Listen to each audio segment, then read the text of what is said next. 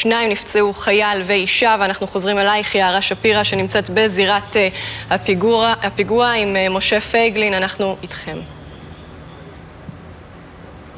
כן, רינת, את יכולה אולי לראות מאחוריי, התחילו להתאסף כאן אנשים תושבי האזור שהגיעו ספק להפגין, ספק להתפלל לזכר הנרצחים והחיילים ההרוגים בטרמפיאדה כאן מאחורינו. מתאספים ועומדים כאן במשך דקות האחרונות, ואיתם נמצא משה פייגלין, יושב ראש מפלגת זהות. תסביר לי את מהות ההפגנה הזאת, מה הקריאה שלכם? אני מיד אסביר לך, אבל אני אומר לך שלא מתפללים כאן לזכר, מתפללים כאן לשלום החייל הפצוע, פצוע קשה מאוד, פצוע ראש קשה מאוד. נמצאים כאן גם חבריו ליחידה, הייתי כרגע כאן בתוך הטרמפיאדה הנקובה בכדורים, ובאמת אני קורא לכל עם ישראל להצטרף לתפילות הללו. תראי, יערה, המשפחות של הרוצחים הארורים הללו הולכות לקבל עכשיו פרס כל חודש בין 12 ל-15 אלף שקל כל אחת מאותן משפחות מידיו של אבו מאזן, הארכי רוצח שהומלך פה על האזור בהסכמי אוסלו, או מיד זמן מאחריהן, בגלל ההסכמים הללו, והכסף שהוא הולך לשלם לאותן משפחות הוא כסף ישראלי שממשלת נתניהו, בנט, כחלון, מעבירה לו בכל חודש, ועם הכסף הזה הוא מממן את משפחות הרוצחים, קורא כיכרות על שמותם, על שמות הרוצחים. מה שזה אומר, ואני אומר דבר חריף, אבל זאת האמת, אי אפשר להתחמק ממנה.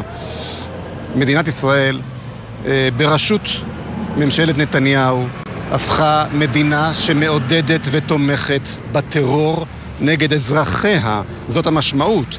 כשאומרים לנו אולי כדאי להמתין עם הצהרות המלחמה לטובת מבצעים מורכבים יותר, מגן צפוני למשל, אלה הצהרות בעלמא, הן נועדו כדי להסיט את האש לכיוונים אחרים? בוודאי שכן. מדובר בפופוליזם לשמו. כשאני שומע שישראל לא הגיבה ל-500 טילים מעזה בגלל שהייתה צריכה לשפוך קצת בטון לתוך מנהרה מהצד שלנו בצפון, אז אין לי אלא לגחך.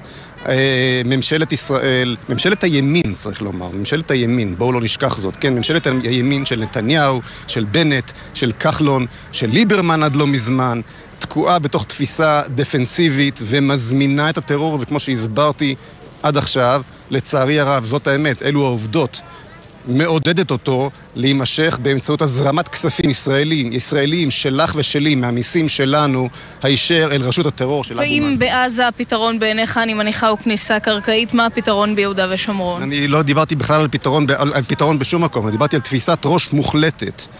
ואני כן שואלת על פתרון. ואני כחבר בוועדת חוץ וביטחון במהלך צוק איתן, כל עוד אין ראייה כוללת של מה רוצים לעשות ביום שאחרי המבצע, התנגדתי לחלוטין לכניסה קרקעית. אבל לשאלתך, המטרה צריכה להיות שבאזורים הללו יחזור השלטון הישראלי המלא, שלב ראשון, משטר צבאי כפי שהיה לפני אוסלו, כי כל הטרור הנורא שאנחנו רואים כאן הוא תוצאה של ההסכמים הארורים הללו, הסכמים שהשמאל וגם הימין אחראיים להם. מרגע שנתניהו לחץ את ידו של ערפאת, ראש המחבל הראשי, כבר ב-96, הוא הפך להיות אחראי למה שקורה כאן בדיוק כמו השמאל וממשלת רבין.